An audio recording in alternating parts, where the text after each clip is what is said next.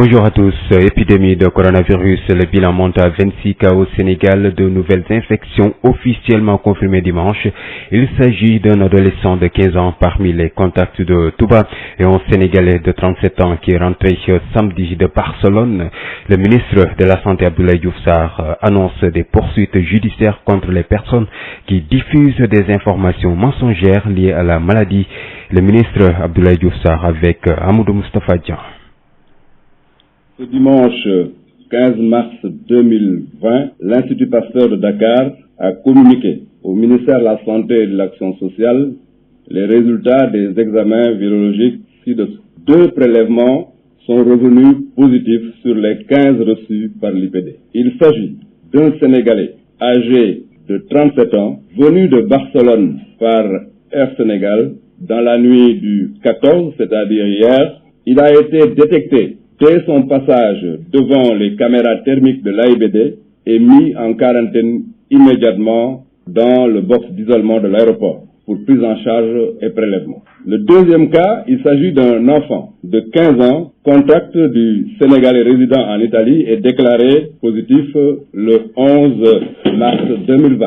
À ce jour, 26 cas donc ont été déclarés positifs, dont 2 guéris et 24 encore sous traitement. La prise en charge des patients hospitalisés à Dakar et Touba se déroule bien. Leur état de santé est stable. Par ailleurs, nous constatons que depuis quelques jours, des vidéos circulant dans les réseaux sociaux remettent en cause la présence de cas de Covid-19 au Sénégal. Je tiens à informer l'ensemble de la population que ces informations sont fausses. Je regrette également qu'en cette période où la nation a besoin de la conjonction des forces de ses fils et de ses filles, certains individus aient l'outrecuidance de diffuser des informations mensongères. Dès demain, le Comité national de gestion des épidémies saisira le procureur de la République pour la prise en charge judiciaire de tels faits considérés comme une entrave à la riposte nationale contre le Covid-19. Et puis, le maire de Fatick convoque une réunion d'urgence et la commune débloque une enveloppe de 10 millions de francs CFA pour renforcer le dispositif mis en place. Le maire lance un appel aux populations pour se conformer aux règles d'hygiène. C'est un reportage signé Gossard. La mairie de Fatick a débloqué une enveloppe de 10 millions au cours d'une réunion d'urgence convoquée ce dimanche par le maire pour renforcer les dispositifs mis en place dans le cadre de la lutte contre la pandémie du coronavirus. Les 2 adjoints du maire vont rencontrer dès ce lundi les acteurs de la santé pour renforcer leurs moyens et faciliter les déplacements sur le terrain. Matarba lance un appel aux populations de Fatick pour se conformer aux règles d'hygiène. Nous avons tenu tout de suite une réunion d'urgence. Le préfet était là et nous avons aussi l'administration pour analyser la question. Et j'ai donné des instructions à mes adjoints. Et ils vont rencontrer les techniciens de santé, les docteurs, et le service d'hygiène. Nous avons pensé qu'il faut débloquer au moins une enveloppe avoisinant 10 millions tout de suite pour voir où se trouve l'urgence aujourd'hui. Et nous allons agir dans ce sens. Nous savons que aussi les techniciens et tous ceux qui sont là ont besoin de mobilité. Il faut du carburant pour que les gens puissent se déplacer. Aujourd'hui, tout est chamboulé. L'urgence, c'est la santé, c'est la sensibilisation, c'est la protection. Donc, cet appel est lancé à l'ensemble des Fatickois et ceux qui vivent ici à Fatick. Qu'on ne joue pas avec cette maladie. Et nous tous, nous devons être ensemble dans le sérieux et combattre cette maladie-là. La commune va mettre un autre dispositif de lave-mains et de poubelles dans le marché et les lieux de culte. Le premier magistrat de la ville de Fatick a aussi procédé au lancement des travaux d'aménagement de la corniche, un projet d'embellissement de la plage en partenariat avec la SAPCO. Gossard, Fatick, Sud FM. Gossard, parlons de la lutte contre la propagation du coronavirus en zone de frontière. Le dispositif de contrôle sanitaire est renforcé sur la transgambienne entre lavage systématique des mains et diagnostic au thermoflash. Au Sénégal comme en Gambie voisine, l'urgence sanitaire reste de rigueur. Toutefois, l'éventualité de l'ouverture de la circulation trafic la nuit en zone de frontière semble pas rassurée. C'est un reportage signé Moussa Dramé. Avec l'interdiction l'interdiction de toutes les manifestations ou rassemblements de taxons dans les lieux ouverts ou clos pour la période du 14 mars au 14 avril 2020 en raison de la prévalence du coronavirus, beaucoup de pèlerins en partance pour les lieux saints, élèves et étudiants, entre autres citoyens, regagnent leur foyer d'origine. Conséquence, le trafic est très dense sur la transgambienne. Au poste frontalier du commissariat spécial de police de Caraïbes, le contrôle sur l'identité et le dispositif sanitaire est renforcé. Le brigadier chef Mamadou Diédiou explique le dispositif de veille sentinelle. Le dispositif consiste à soumettre tous les voyageurs entrant dans le territoire à une désinfectisation. Pour les étrangers venus des zones touchées, c'est avec les thermoflashes que leur température est relevée. Si elle dépasse 38 degrés, la personne est aussitôt isolée dans une tente dédiée à cela. Pour le personnel, l'objectif premier est de sensibiliser les voyageurs. Ces équipements sont des masques, des gants et des solutions hydroalcooliques. Mohamed Lamine Sonko venant de Kompentoum en route pour Bignona, tout comme Marie-Claude en provenance de Kafountine et de Dieynaba Diallo, une Bissau-Guinéenne en transit, déclare être rassurée du dispositif de contrôle. Le dispositif est très bon, c'est un peu rassurant en tout cas. Tout à fait bien, tout à fait correct. Le contrôle est strict selon vous? Oui, je vais quitter à Guinée-Bissau. Pour aller où? Dakar. Ici, le dispositif, ça vous rassure? C'est bon, oui, c'est bon. Il est bon, il s'adresse aussi. En territoire gambien, l'heure est aussi à la veille sanitaire sur le lavage systématique des mains. Mbalandaou, agent de la Croix-Rouge affecté au poste de Kerali, près de Faratini. C'est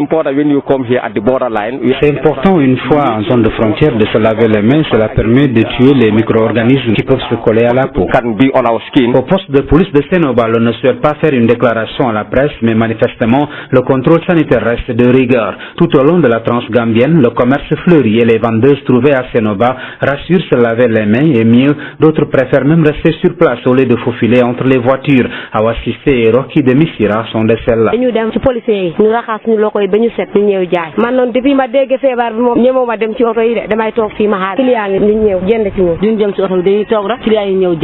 Par ailleurs, et selon certains agents de sécurité, l'ouverture en permanence et même la nuit de la circulation au trafic sur la transgambienne pourrait compromettre la sécurité et le contrôle sanitaire sur cet axe. Moussa Dramé, de retour des zones de frontières, pour Sud FM. Moussa Dramé, Ziguinchor continue d'accueillir le flux de touristes par l'aéroport du Cap Skirring où on vole avec à bord 65 touristes français atterris. Donc ce week-end, ces touristes français s'ajoutent des Italiens qui arrivent à Ziguinchor par voie terrestre. Leur présence qui a installé une véritable psychose chez les populations dans ce contexte de coronavirus. Entrés par la frontière entre le Sénégal et la Guinée-Bissau, ces Italiens en provenance de Bissau ont semé hier la panique au quartier Boudodi de Ziguinchor où ils ont campé dès leur arrivée à Ziguinchor. Non seulement ils ont focalisé tous les regards dans ce contexte de coronavirus où être ressortissants européens attise des suspicions, mais leur présence sur place inquiétait sérieusement les riverains de la berge de Boudodi où ils ont élu domicile avec leur car camping. Mais à renseignement pris, ces ressortissants italiens sont arrivés par voie terrestre en Guinée-Bissau depuis la fin février. Ils ont d'ailleurs quitté ce pays pour Ziguinchor en attendant de rentrer en Italie par la voie terrestre, voie qu'ils avaient d'ailleurs empruntée à leur arrivée à Ziguinchor puis en Guinée-Bissau, ce qui est loin de rassurer les populations. Une psychose de ces populations qui vient s'ajouter à un autre flux d'arrivée de ressortissants européens par vol hier. 65 touristes français qui ont débarqué ce dimanche à l'aéroport du Cap Skirring, de quoi enfler l'inquiétude des populations du Cap Skirring partagées entre méfiance de côtoyer ces étrangers et souci d'animer la saison touristique. Les populations du Cap Skirring qui avaient déjà reçu la semaine dernière 144 touristes français et cette arrivée de touristes français et de ressortissants européens de pays très touchés par le coronavirus qui sème l'inquiétude chez les populations de cette région sud épargnée de la maladie mais qui déroule sa stratégie de défense anti-corona. Ziguinchor, Ignace de Sud FM. À Saint-Louis, les populations saluent certes les mesures prises par le chef de l'État pour éviter la propagation du nouveau coronavirus Covid-19, mais estiment que le président de la République devait agir plus tôt, ce qui aurait pu épargner le pays de cette pandémie. La fermeture des frontières devient une exigence, martèle-t-elle dans ce reportage de Yves Tendeng. Bien qu'ils approuvent tous les mesures prises récemment par le chef de l'État Macky Sall dans le cadre du coronavirus, n'empêche qu'il dénonce que ces dernières aient été prises de manière tardive. Et d'ailleurs, c'est le cas non seulement pour ces jeunes que nous avons rencontrés. Bon, en tant que citoyen, je pense qu'il a bien fait de prendre ces mesures et il aurait dû même les prendre dès le départ. Parce que bon, nous avons vu que le Sénégal a enregistré les premiers cas de corona qui étaient des Français. Mais maintenant, on commence à voir que ce sont les Sénégalais eux-mêmes qui contractent la maladie à travers des personnes venant de l'extérieur. Donc si on avait pris des mesures, surveiller les frontières, filtrer ceux qui viennent dans ce pays et les tester pour voir si réellement ils étaient bien portants ou pas, on n'en arriverait pas à ce stade-là. Actuellement, les écoles et les universités sont en vacances de 3 semaines. Les rassemblements ont été annulés, donc on voit que le cas devient critique. Et vraiment, si ces mesures étaient prises dès le départ, je pense qu'on n'en arriverait pas à ça. Mais également cet autre jeune qui l'accompagne. Pour lui, le président Macky Sall pouvait faire éviter aux Sénégalais cette situation jugée malheureuse. Comme beaucoup de pays ont fermé leurs frontières, moi je dis que le président il devait faire ça depuis longtemps. Maintenant, c'est tout un problème. Comme il y a le coronavirus qui est déjà entré à Touba, là comme on ne peut rien, on n'a qu'à gérer, bon, ça va aller quoi. Aujourd'hui, face à cette situation, Paul Sagna préconise, lui, la fermeture de nos frontières plutôt qu'un simple renforcement de la surveillance. Le président de la République, il devait fermer les frontières pour assurer la population sénégalaise. Il devait sécuriser les aéroports et au niveau de la localité interne, sensibiliser la population, revoir les choses, parce que les gens se posent beaucoup de questions. Pour l'heure, tous croisent des doigts et prient afin que les populations soient préservées de cette pandémie qui a déjà fait parler d'elle dans beaucoup de pays du monde. Saint-Louis, Yves Tendeng, Sud FM.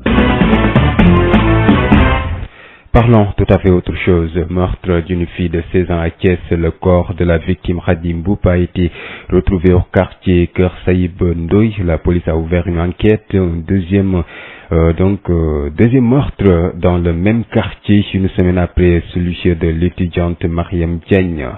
Le corps sans vie de la jeune fille Khadim Mboup, âgée de 15-16 ans, retrouvée à l'entrée du quartier Keur Saïb Ndoye dans la nuit du samedi à dimanche, défraye la chronique à Médina Fall. C'est sur les coups d'1h30 du matin que les éléments de la 21e compagnie d'incendie et de secours de Thiès avisés se sont déplacés sur le lieu. D'après constat de la police, aucune trace de violence n'a été notée sur le corps de la victime, même si la thèse d'étrangulation n'est pas à écarter selon des sources médicales. Du côté de la famille éplorée, c'est toujours l'omerta. La consternation et l'émoi gagnent cette famille du quartier de Médina Fall. En lieu et place, les commentaires vont bon train. Une semaine seulement après le meurtre de l'étudiante Mariam Diagne du même quartier, des sources policières annoncent que le corps de la fille Khadim Mboup devrait subir une autopsie ce lundi pour complément d'information. Babacar Ndaw, Thiès sur le... Babacar Ndawa, Fatick, le maire de la commune porte plainte contre X pour tirer au clair les actes de sabotage notés sur la route nationale numéro 1 où des fils électriques sont sectionnés. La commune va accompagner la police pour mettre la main sur les auteurs. Matarba avec Gorsar. Nous avons assisté à des actes de sabotage à Fatick, aussi au niveau de la nationale. Des gens qui viennent couper les fils pour qu'il n'y ait plus d'éclairage sur la nationale. Ça, c'est inacceptable et c'est du banditisme. C'est pourquoi, quand j'ai été mis au courant, j'ai demandé au maire Isaac Hadien d'aller là-bas, prendre des photos et d'aller à la police porter plainte. Nous allons accompagner la police pour mettre la main sur ces gens-là qui ne sont pas avec nous pour le développement économique de cette ville. Je ne parlerai pas de politique, je ne parlerai pas d'autre chose. Pour moi, c'est un acte de banditisme, de sabotage qu'il faudra régler définitivement parce que cette mairie qui n'a pas de moyens, on se bat tous les jours, on n'a plus de sommeil, on va trouver des partenaires pour accompagner le développement de cette ville-là. C'est inacceptable que quelqu'un vienne saboter ce qu'on est en train de faire. Il y en a plein parce que de la station Total jusqu'à la sortie de Fatick, il n'y a plus de lampes. Parce que c'est coupé, c'est sectionné. Et je peux jurer que celui qui l'a fait, c'est pas un ignorant, parce qu'un Matarba ne peut pas comprendre où se trouvent ces fils et les couper. Celui qui l'a fait, c'est quelqu'un qui connaît l'électricité. Et ça, je vous dis, je ne dormirai pas tant qu'on ne mettra pas la main sur ces gens-là. Parce que c'est inacceptable. Loi sur la parité au Sénégal. Des avancées ont été notées à l'Assemblée nationale, mais des défis sont à relever au niveau des collectivités territoriales. Selon l'Observatoire de suivi des indicateurs de développement économique en Afrique, l'OCDEA, qui a organisé une session de formation avec les femmes et les jeunes de la région sud, déplore l'absence de ces derniers dans les instances de prise de décision. Cheikh Oumar Sy, président de l'Observatoire de suivi des indicateurs de développement économique en Afrique, que nous écoutons. On est parti quand même d'une faible représentativité des femmes à l'Assemblée nationale à 43%, ce qui est déjà quelque chose de louable. Mais il n'en demeure pas moins qu'il y a des défis majeurs dans l'effectivité de la loi au niveau des collectivités locales ou au niveau aussi des instances de décision autres que comme le Haut Conseil des collectivités territoriales, comme le Conseil économique, social et environnemental et d'autres des instances de décision.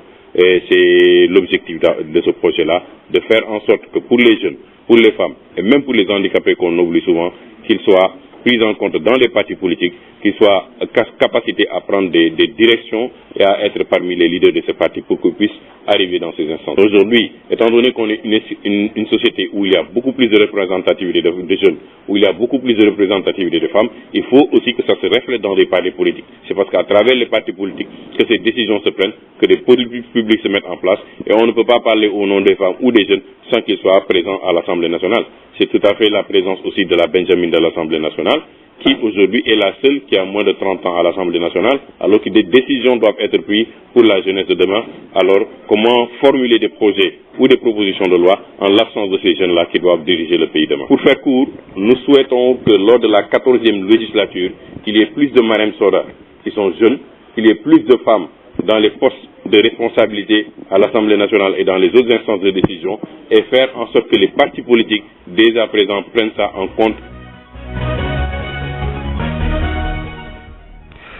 Le président de la Fédération sénégalaise de handball décide de fermer le centre d'entraînement de Thiès où sont internées 30 jeunes filles. Les regroupements des U18 et U20 garçons annulés. Les fédéraux veulent se conformer aux décisions du chef de l'État. Écoutons Seydou Diouf, le président de la Fédération sénégalaise de handball. Il est avec El Hadj Malick Ndiaye. La Fédération sénégalaise de handball a décidé, en application des décisions de M. le Président de la République portant interdiction des rassemblements publics, mais aussi suspension des enseignements dans les établissements scolaires pendant une période de 3 semaines, nous avons pensé qu'il était également plus que opportun de fermer le Centre national d'entraînement de Thiès, où nous avons regroupé 30 jeunes filles qui s'entraînent, qui font leurs études également à Thiès. Nous avons décidé de le faire en cette période-ci pour permettre aux filles, dès lors qu'il n'y a plus enseignement, de retourner dans leurs familles respectives. Le contradictoire. Le contradictoire, c'est votre nouvelle rubrique que vous propose Sud FM Sen Radio. Les lundis et vendredis, tous les sujets à controverse seront débattus dans le contradictoire. Un sujet, 2 invités pour un regard croisé. Le contradictoire, c'est tous les lundis et vendredis sur Sud FM Sen Radio. Le contradictoire porte sur le trafic de bois en Casamance avec les révélations du reportage de BBC. Ce film ne reflète pas la réalité selon le coordonnateur de l'aménagement de la forêt classée de Mbao, colonel Mamadou Fall, soutient que ce trafic a baissé en intensité avec les nombreuses mesures prises par l'État du Sénégal. Il s'agit entre autres de l'adoption du nouveau code forestier qui consacre les délits de trafic international de bois et d'association de malfaiteurs. Colonel Mamadou Fall est interrogé par Abseliman Wan. Colonel Mamadou Fall, bonjour. Bonjour. Vous êtes le coordonnateur de l'aménagement de la forêt classée de Mbao à la direction des eaux et forêts, chasse et de la conservation des sols. Colonel, la publication par la BBC d'un reportage sur le trafic du bois rose remet au goût du jour la lancinante question de la protection de notre écosystème forestier. Dans la lutte contre le trafic de bois, quelles sont les initiatives prises par le gouvernement pour une lutte plus efficace? Oui, je voulais tout d'abord préciser, revenir sur la vidéo elle-même. Quoique, en général, les reportages ou les spécialistes vous dites que quand on traite au dossier, il faudrait peut-être donner la parole aux différents intervenants qui sont dans le sujet qui est traité. Aujourd'hui, on parle d'exploitation illicite du bois et on ne donne pas la parole aux principaux responsables de la gestion de cette question, notamment le service des eaux et forêts, mais aussi les collectivités territoriales qui ont des compétences transférées dans ce domaine. Je crois que ce serait bien, dans ce genre de mission, que l'on puisse revenir sur cela, et c'est comme ça que le film allait être plus ou moins équilibré. Pour moi, le film crée énormément de problèmes, parce que les dépôts de bois qui ont été filmés datent de longtemps. C'est des anciens dépôts que les gens ont filmés par drone et ça met mal à l'aise tout le monde parce que c'est pas quelque chose qui traduit la réalité. Sur le terrain, ils avaient commencé effectivement à même accrocher des caméras sur les arbres pour filmer les charrettes qui vont en Gambie. Mais ils n'ont pas pu voir des charrettes qui actuellement vont en Gambie. Donc le film ne traduit pas la réalité de ce qui se passe actuellement sur le terrain. qui est des efforts que l'État a eu à faire depuis pratiquement 5 ou 6 ans, quand en fait l'exploitation du bois a dépassé plus ou moins l'entendement, le président de la République avait tenu un conseil de sécurité au niveau de Kolda et avait pris un certain nombre de mesures. Notamment, il avait demandé à ce que les forces de défense et de sécurité s'impliquent dans la lutte contre le trafic illicite du bois. Que ça soit plus l'affaire seulement des eaux et forêts, mais que l'armée, la gendarmerie, la police, la douane, que les autorités administratives puissent s'impliquer dans cette... C'était la première mesure qui était prise. Ensuite, on avait demandé à ce qu'on fasse le recrutement d'au moins de 400 agents pour renforcer l'effectif, disons, au niveau de ces régions. Et on a mis en place aussi un programme de recrutement sur au moins 5 ans pour renforcer l'effectif de terrain. Le président avait donné aussi instruction pour que l'on révise le code forestier daté de 1998 et donc il fallait réviser pour prendre en compte ce nouveau fléau. C'était en train de se professionnaliser et donc dans le nouveau code forestier, on a essayé de relever les peines qui étaient attachées aux infractions forestières et on a également défini de nouveaux délits aggravés, notamment le trafic international de bois et l'association de malfaiteurs. Ce qui fait qu'aujourd'hui, les trafiquants qui pouvaient s'en sortir avec des peines, avec des amendes, des possibles transactions, ce n'est plus le cas actuellement avec des nouvelles dispositions. Parce que aujourd'hui, on les envoie directement en prison. Aujourd'hui, il y a au moins plus de 143 personnes détenues dans les prisons de Tambacounda, Kolda, Sédhiou et Ziguinchor. Le président a dit il faut qu'on crée un fonds d'intervention pour la préservation des écosystèmes. Ça veut dire renforcer les moyens de fonctionnement du service des eaux et forêts. Autant de mesures ont été prises, mais jusqu'à présent, ce fléau demeure. Une synergie des efforts ne serait-elle pas envisageable? Oui, je crois qu'il y a, disons, effectivement un travail qui est fait au niveau du Sénégal et de la Gambie. Il y a par exemple des activités que nous avons menées en termes de préservation concertée des ressources. Nous avons un projet qui est en train d'être conçu avec l'appui de la Banque mondiale pour préserver les forêts au Sénégal, en Gambie et en Guinée-Bissau. C'est un projet sous-régional qui est en train d'être élaboré pour que l'on puisse préserver les ressources dans les 3 pays. Nous sommes également en train de soumettre un projet de gestion durable des écosystèmes forestiers, un projet de 30 millions de dollars qui est en train d'être soumis au Fonds vert climat pour toujours aménager les forêts qui sont en Casamance pour que les populations puissent tirer effectivement des revenus. On est en train de voir aussi avec la Gambie que l'on peut ce partenariat-là pour aussi continuer la surveillance de ces formations forestières-là. Colonel Mamoudou Fall, Sud FM vous remercie.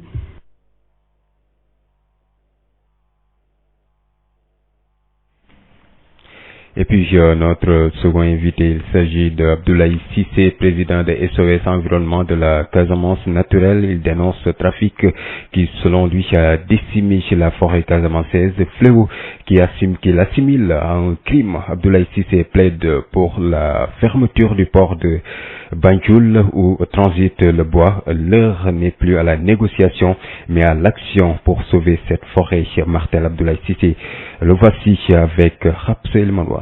Abdoulaye Cissé, bonjour. Bonjour. Vous êtes le président de SOS Environnement de la Casamance naturelle. Le trafic de bois rose, un fléau qui a fini de décimer la forêt casamançaise. Est-ce que selon vous, l'État a fait son possible pour juguler ce fléau? Mais malgré le dispositif mis en place par l'État du Sénégal, le trafic continue de plus belle le long de la frontière entre le Sénégal et la Gambie. Donc c'est dire qu'aujourd'hui, l'État aussi a laissé trop faire. Parce que depuis des années, les gens n'ont cessé de tirer la sonnette d'alarme pour attirer l'attention de l'État par rapport à la destruction à grande échelle des ressources forestières de la Casamance. Mais malgré ces alertes, l'État n'avait pas pris ses dispositions vraiment pour régler définitivement, juguler définitivement ce fléau du trafic de bois sur la bande frontière entre le Sénégal et la Gambie. Aujourd'hui, vous allez dans le département de Médina Yoro Foulah, pratiquement vous ne trouvez pas de forêt. Toutes les forêts ont été coupées. Donc il y a eu un massacre à grande échelle des ressources forestières dans cette zone-là. Parce que nous, ce qui nous a toujours dérangé, mais vous voyez des dépôts de bois le long de la frontière entre le Sénégal et la Gambie, à quelques encablures de la frontière du Sénégal. Les autorités sénégalaises ne peuvent pas dire qu'elles ne sont pas au courant de cette situation-là. Et ce qui est encore plus frappant aussi, c'est des véhicules immatriculés, des cas qui transportent le bois, la frontière vers le port de Banjul. Et malgré tous les discours qui ont été faits par les autorités, mais rien n'a été concrètement acté sur le terrain pour arrêter définitivement cette hémorragie forestière-là. Des lois et des dispositifs pourtant ont été pris dans le cadre de cette lutte et même le président gambien s'est engagé dans cette lutte. Mais avec les enjeux que cela comporte, quelle est la solution définitive selon vous? Moi je pense que c'est pas le fait de rester là autour d'une table à parler.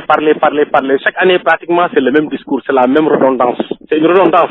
Donc nous disons qu'aujourd'hui, si l'État du Sénégal, l'État de la Gambie voulait réellement arrêter ce trafic de bois là, c'est à partir du port de Banjul. Parce que le bois qui est frauduleusement extrait de nos forêts transite par une institution de la Gambie appelée le port de Banjul. Donc si l'État de la Gambie disait qu'aujourd'hui il est formellement interdit que ce bois frauduleusement extrait des forêts de la Casamance transite par le port de Banjul, si le port de Banjul est fermé, je vous jure qu'il n'y aura plus de trafic de bois. Mais tant que le port de Banjul est ouvert au trafic de bois, tant que les autorités de la Gambie aussi continuent à accepter que ce bois transite par le port de Banjul, le trafic de bois ne cessera jamais sur la bande frontalière. Quel que soit le dispositif sécuritaire qui sera pris par l'État du Sénégal, ce trafic continuera de plus belle. Parce qu'aujourd'hui, le directeur des forêts a tout fait parce que chaque mois, il est dans la région de Kolda, 2 fois de suite. Chaque mois, il est là. Donc, c'est quelqu'un qui est présent sur le terrain et il y a un nombre très important d'agents qui ont été recrutés ces dernières années par l'État du Sénégal. Mais malgré tous ces efforts consentis par l'État du Sénégal, le trafic continue parce qu'il y a une complicité. Parce que si ces Gambiens ont le courage de venir s'installer dans les forêts de la Casamance, c'est parce qu'ils ont des tuteurs sénégalais bon teint. Donc nous disons qu'aujourd'hui c'est un cartel du bois, c'est une vraie mafia du bois. Voilà ce qui est encore plus grave que le pétrole. À travers tous les organes de presse, on ne parle que de pétrole.